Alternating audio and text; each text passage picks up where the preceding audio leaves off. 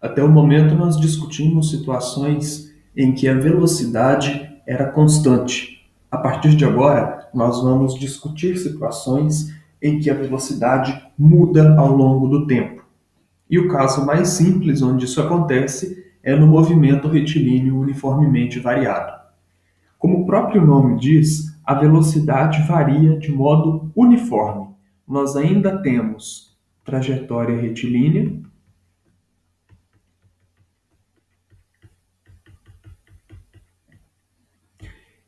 mas agora a velocidade cresce ou diminui regularmente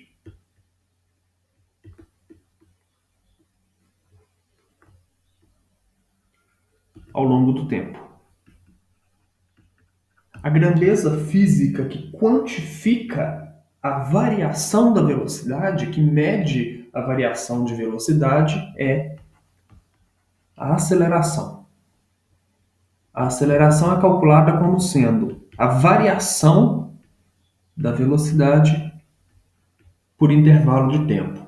O quanto a velocidade muda ao longo do tempo. Isso nós chamamos de aceleração, ΔV sobre ΔT. Lembrando que ΔV é a velocidade final menos a velocidade inicial e que ΔT é o tempo final menos o tempo inicial. No movimento retilíneo uniformemente variado, eu disse que a velocidade aumenta ou diminui regularmente. Isso significa que a aceleração é constante. Se a velocidade aumenta, o ΔV é positivo. Então, quando a velocidade cresce, ΔV é positivo, a aceleração é positiva. Quando ΔV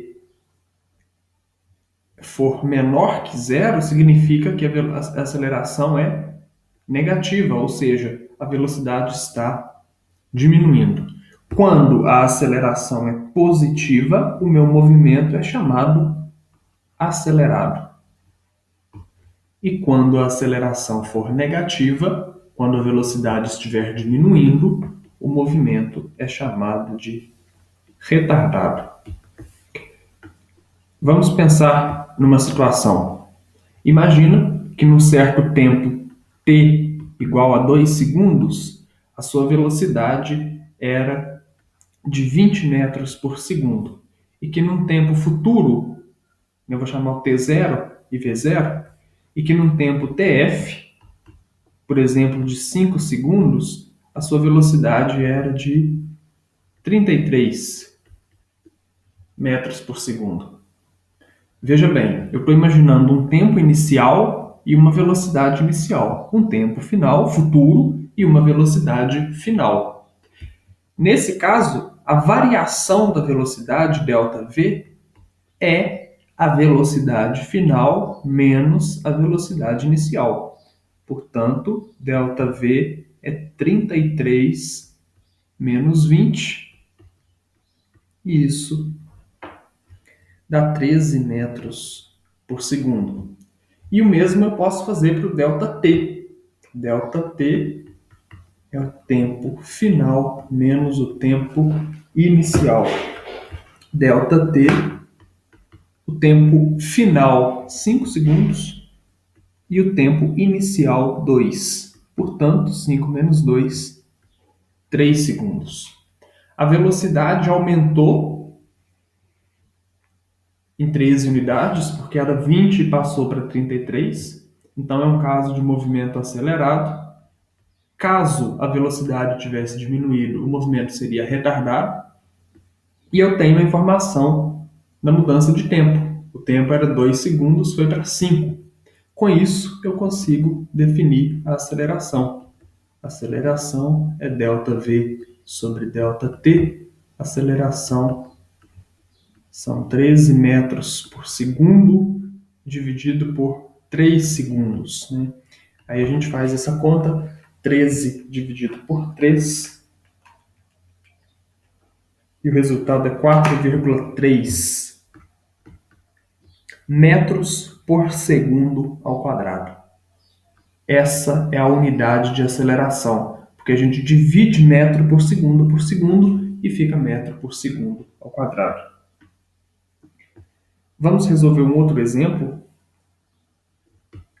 que é o seguinte: nós vamos considerar um corpo que parte do repouso, né? Então, vamos considerar a seguinte situação: corpo partindo do repouso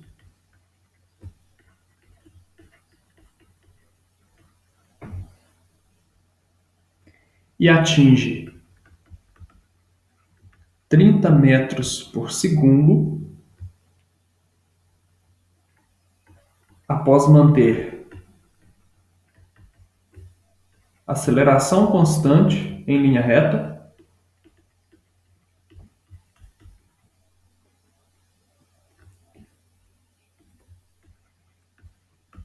de 3 metros por segundo ao quadrado. E eu quero saber qual foi o tempo de percurso.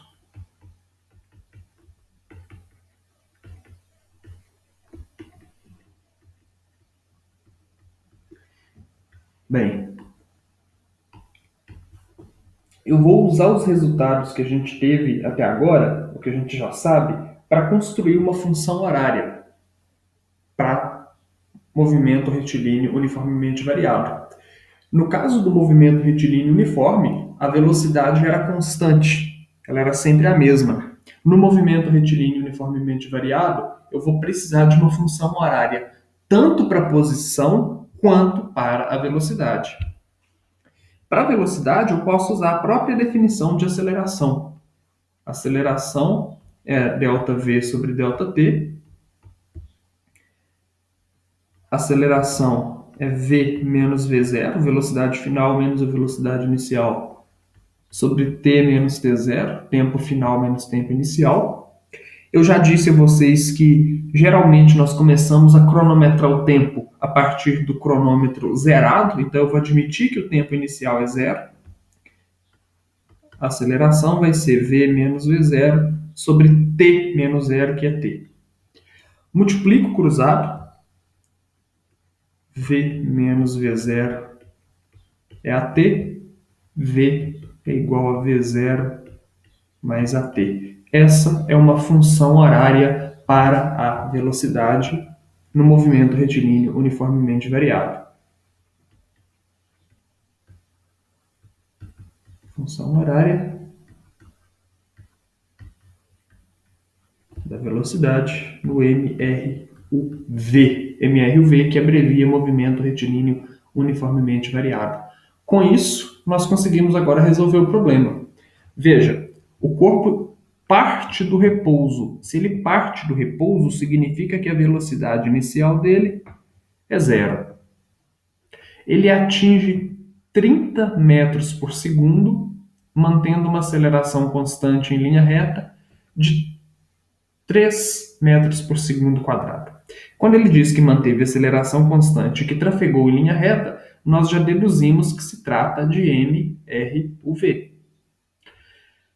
A velocidade V final que ele atingiu foi de 30 metros por segundo e a aceleração 3 metros por segundo ao quadrado. Agora a gente pode usar a função horária e substituir os dados. V igual a V0 mais AT. A velocidade final foi 30, a velocidade inicial 0, a aceleração foi 3 vezes T. 30, 0 mais 3T é simplesmente 3T. Ou 3T igual a 30, onde T é igual a 30 sobre 3 e 30 sobre 3 são 10 segundos. Portanto, ele necessita de um tempo de percurso igual a 10 segundos para atingir essa velocidade de 30 metros por segundo. Eu já apresentei a função horária da velocidade, agora eu vou mostrar a função horária da posição. Então aqui eu vou escrever a função horária da posição. no MRV.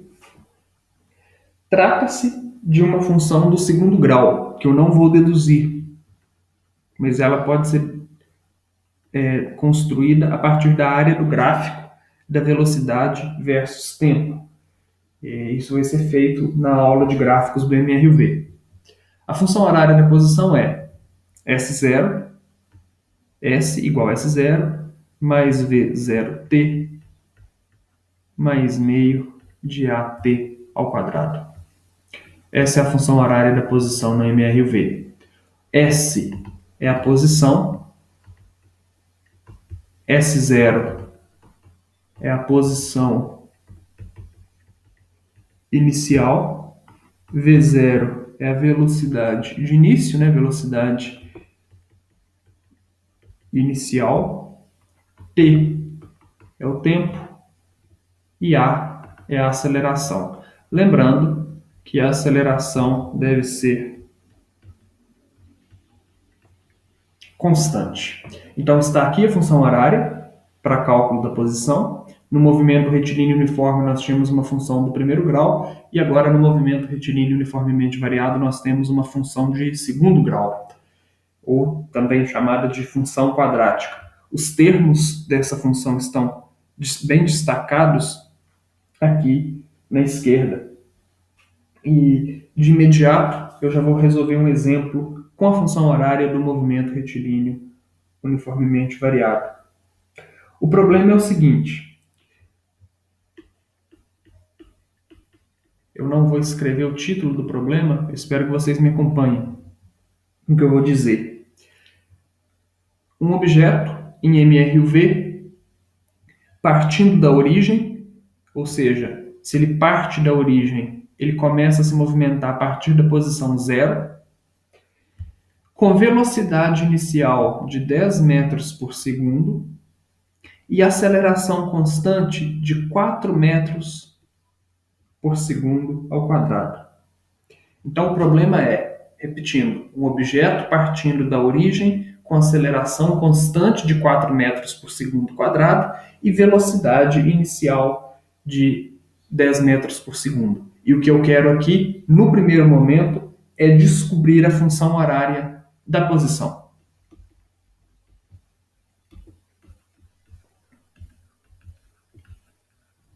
Então, função horária da posição. Nós acabamos de destacar a função horária aqui, S igual a S0 mais V0t mais meio de AT ao quadrado. Basta substituir os valores, o S0 por 0, o V0 por 10 e A por 4. 0 mais 10 vezes t. O tempo a gente não substitui, porque o tempo é um parâmetro ajustável. Eu vou substituir ali tempos quaisquer, futuros, onde eu quero calcular a posição, mais meio de A vezes t ao quadrado.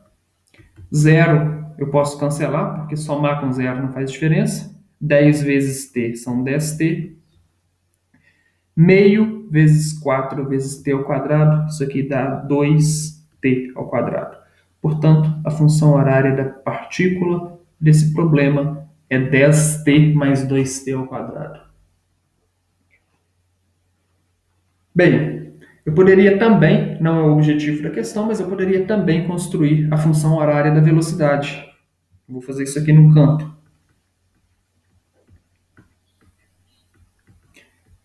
Para a velocidade seria v igual a v0 mais at, v igual a 10 mais 4t. Função horária da velocidade e função horária da posição. Uma questão que pode aparecer é perguntar quando a partícula passa pela origem. A gente já sabe que ela começa a se movimentar do marco zero, mas ela pode fazer o movimento de volta. Então, usando essa função horária, S igual a 10t mais 2t ao quadrado, que é a função horária que nós descobrimos para a partícula no quadro anterior, eu posso descobrir quando que ela passa pela origem. Ela vai passar pela origem quando o S, quando a posição for zero. Então, o que eu tenho que fazer? Zero igual a 10t mais 2t ao quadrado. Ou 10t mais 2t ao quadrado igual a zero. Se eu coloco t em evidência, sobra 10 mais 2t igual a zero. Veja que eu tenho uma multiplicação de dois números. Eu estou multiplicando o parâmetro t por um outro número que está aqui dentro do parêntese e o resultado é zero. Se eu multiplico dois números e o resultado é zero, significa que pelo menos um desses dois números é igual a zero. Então, nós podemos ter t igual a zero ou 10 mais 2t igual a zero. T igual a zero, a gente já sabia, porque no tempo inicial t igual a zero, o S0 era zero, né? A posição inicial era zero. Então, a gente já sabia que no início do movimento ele estava na posição zero. Isso confirma nossos dados. Por outro lado, eu ainda tenho uma outra possibilidade. Eu posso ter que 2t mais 10 seja igual a zero. Ou 2t igual a menos 10, t igual a menos 10 sobre 2, t igual a menos 5. Só que eu não posso ter tempos negativos. Então, isso significa que a partícula passa pela origem uma única vez, no tempo t igual a zero. Futuramente, ela sempre se afasta da origem e nunca mais retorna. Como a gente tem uma função horária que é uma função do segundo grau, uma função do segundo grau pode ter uma solução, nenhuma solução ou duas soluções. Se ela tem uma solução, significa que a partícula passa pela origem uma única vez. Se ela tem duas soluções, significa que a partícula passa pela origem duas vezes naqueles tempos que foram indicados como solução da nossa equação. E se a equação não tem zeros, se a função não for definida para S igual a zero, significa que a partícula nunca passou e nem passará pela origem.